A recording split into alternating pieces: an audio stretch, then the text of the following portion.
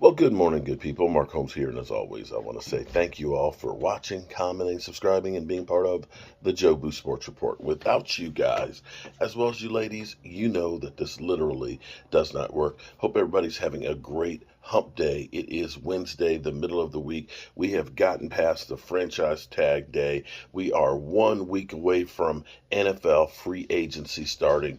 Teams are beginning to jettison some of their players to start getting themselves underneath the salary cap. We're seeing some movement that's being made, of course. We're still waiting for Aaron freaking Rodgers to make an ultimate decision, but it seems like the decision has been made because he's supposedly going to New York to check out the situation. It's kind of funny because New York thought for sure that they had Derek Carr. As they put it, he could be a first ballot Hall of Famer. If he came to New York. Well, if they sign Aaron Rodgers, you can probably say that Aaron Rodgers will be a first ballot Hall of Famer, so they could actually say to Aaron Rodgers, well, we know you're going to be a first ballot Hall of Famer. How about you come to the Jets here and help us try and win and do something special? There's that. There's Daniel Jones getting the exact same deal that Dak Prescott got, which is amazing to me because in the last 3 seasons, he's had 15 touchdown passes, 11 touchdown passes in 10 games, and I want to say 9 touchdown passes. Yeah, um, yeah, that's all I can say about that. He is a good running quarterback as long as he's not in an open field and trips over himself. But hey, I'm never going to begrudge a player for getting paid.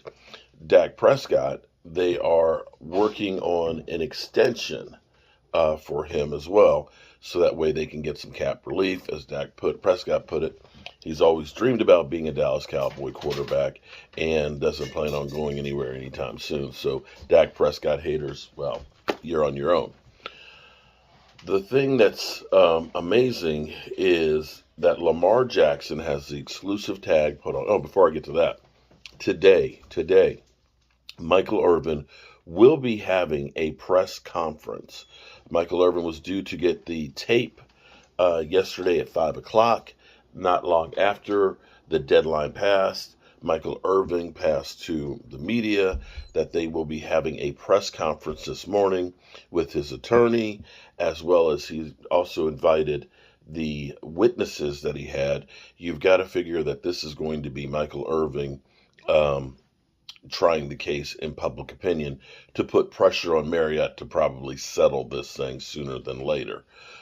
So we will definitely be watching for that and can't wait to actually see that. I really want to see the tape and see if we can see body language. I'm assuming that the surveillance tapes don't have audio, but you'll be able to see body language. You'll be able to see in this action because this what's alleged is not that there was any physical abuse, not that there was any sexual abuse, but verbal harassment by Michael Irvin. And in this day and age, I've got to be honest with you. Some of the things that I get called and harassed and so forth, and the way people are with their attitude towards people, I don't know how much Michael Irvin could have done in that 45 seconds where they shook hands at the end of it that would warrant him losing his job. I'm I really would love to have an audio tape of this whole conversation, but I don't think that that exists. Anyway, we'll find out more today, and I look forward to it. So, the thing that is really mystifying to me is Lamar Jackson gets the non exclusive tag put on him, and teams have the right to go ahead and negotiate with him. Basically, 2 first round draft picks is what it'll cost him, and of course, getting him to sign a contract. Thus far, nobody has, which is crazy. As Will Brunson put it, not a single NFL team even wants to try and acquire Lamar Jackson, a guy who was league MVP, a guy who was deemed the ultimate weapon. What's even more mystifying is all of these teams all these teams that were trying to get Deshaun Watson, knowing that he could be suspended for part, if not all, of the season, that missed out on him, none of them. I mean, you're talking about, Atlanta, you're talking about Miami, although Miami says they're good with Tua. You're talking about the Colts. You're talking about teams that have no quarterback situation. Raiders. That these teams aren't even making a play for Lamar Jackson. In a quarterback needy league where Geno Smith is getting $35 million a year and Derek Carr is getting $37 after being benched with the Raiders, that a Carson Wentz can get traded to multiple teams after failing over and over again, that nobody, and I mean nobody, wants Lamar Jackson. This is crazy. I don't understand this one iota. As J.J. Watt put it, why are all these teams so publicly out on Lamar Jackson, an MVP winner in his prime at the most important position in the NFL? What am I missing here? I'd like to know what I'm missing too. Let's listen to Keyshawn and Jay Will podcast this morning, and they kind of question the same thing. You know what's not free? Listen, Sam was VP of the NFLPA. Sam, your reaction to Lamar Jackson getting the non-exclusive franchise tag? I don't have an issue with it. Most teams use non-exclusive franchise tags. We're saying we're clarifying it now because it seems like a talking point, but 99% of teams, and I saw it in a stat, maybe this is incorrect, but from what I understand, over the last 10 years, there have only been 4 players who have gotten the exclusive franchise tag. Kirk Cousins, Le'Veon Bell, Drew Brees, and one other that actually am. Hold on. Dak Prescott, twice. Dalton Schultz.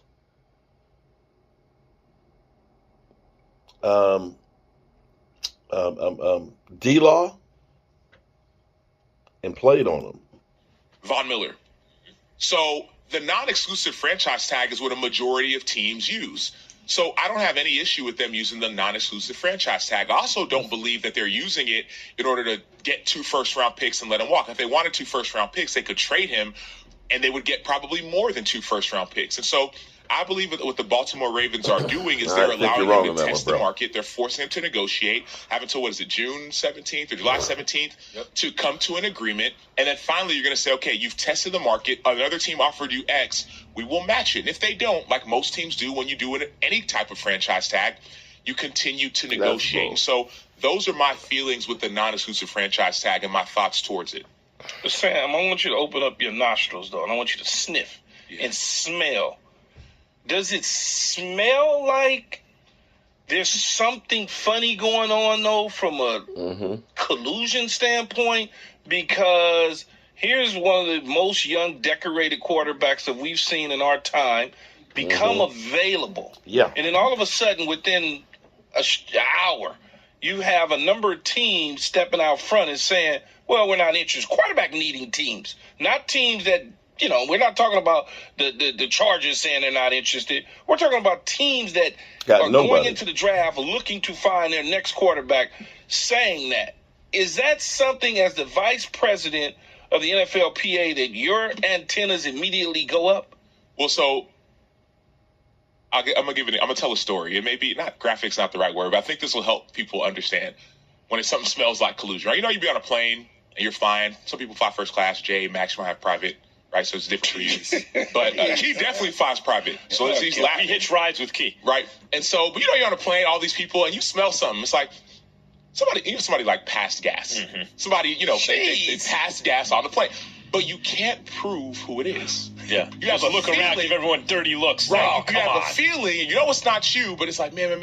And that's the issue with collusion. Straight up. We're laughing and joking, but you have to be able to prove that teams got together and secretly said, we're not going to sign this player. Colin Kaepernick. So I'm no longer the vice president. My term ended in March of last year, right? So I served it for 4 years, was a part of the NFLPA for 11 years. When Colin Kaepernick, situation, 2016-17, no one's signing him. We're saying collusion. You talk to some of the lawyers within the NFLPA, and the problem that we ran into was that how do you prove it? So you can sue the league and then come to a settlement, but how do you prove? I know one of y'all passed gas, but I don't know who it is. And I can't prove who it is unless someone comes out and admits it. What smells that way to you, Sam? Is it that 5 teams jump out day one and say publicly we are not interested? The reporting is that what it is? That seems pretty obvious to me, Max. I mean, teams making statements on the first day that he gets a non-exclusive tag. Why would you say anything at all, Sam? Right. Well, unless you're trying to drive the market down, right? Usually what teams want to do is drive the market up on other teams, even if they're not interested, because they want them to overpay, so it gives them a competitive advantage, right? The ones that's not overpaying. But here, it's like everyone's doing other teams a favor. That's what looks like collusion to me, or smells like it. And that's the issue. Jay, ask your question again, though, because I want to address that. Why would teams, the day that he gets tagged with the non-exclusive tag, why would teams come out and make a comment that day? In the league year hasn't even started. Teams don't make comments on when players get tagged or non-exclusively tagged. Well, I believe it's because those teams legitimately aren't interested. That's why they make that comment. And should they be, those teams, hey, we're going to go different. And maybe we say it's because, hey, he wants a guaranteed contract. Right? I don't think teams are saying, okay, well, we don't want to sign him. Now we're going to drive the market down, then we'll go get him. I think hey, we're whether it's because you've been injured the last 5 games, last few years, or because we don't want to pay you a guaranteed contract. I think that's why I'm not making the claim that they're doing that because then the market comes down, they get him cheaper. This is the claim I'm making. Normally, teams would like to drive the price up on another team. Correct. Mm-hmm. Right? Yeah. So, because if the other team overpays, then they have less money to put good players around. And the team that didn't overpay, in a hard cap league, properly pricing commodities, which are the players, is of the utmost importance, right? So here, 5 teams jump out and make public that they are not interested, let's thereby clarify, driving the market down. Let's clarify. So not making reports, but leaks, you know what I mean? Yeah. Like the camps aren't officially saying that. That's what you're hearing from people. So, But Sam, normally the opposite would I happen. agree with you. So, Sam, let me ask you this, though. As it pertains to Lamar and teams saying whether or not they would like his services, do you think a team like the Commanders can use his services? Yes, absolutely. I think a team like the Jets could use his services. Any team could use his services. And I think teams are foolish for not even inquiring. Like the reports are he wants a fully guaranteed contract. I don't know if that's 100% accurate. Let me ask you this question. All right, we'll leave it there. But that's the thing is, and this is where you think that collusion could be there, because the NFL doesn't want to set a precedent of having guaranteed quarterback compensation or any player compensation. They look at the deal that Deshaun Watson got, and they're trying to say that's an outlier and that's not the way. The NFL owners recognize if you have a second one that happens like this, this may open up the floodgates for other players to say, well, Lamar Jackson got one, Deshaun Watson got one, I'm getting one too. So to me, this directly is collusion with the NFL not wanting to go ahead and do this as a fully guaranteed deal. They love the fact that they can get out from underneath bad deals. They just do. So we'll see where that goes. We'll be looking out and trying to find out what time the press conference is going to be for Michael Irvin. And in the meantime, I'm going to go get to work on the Red Brick House. I'll see you soon.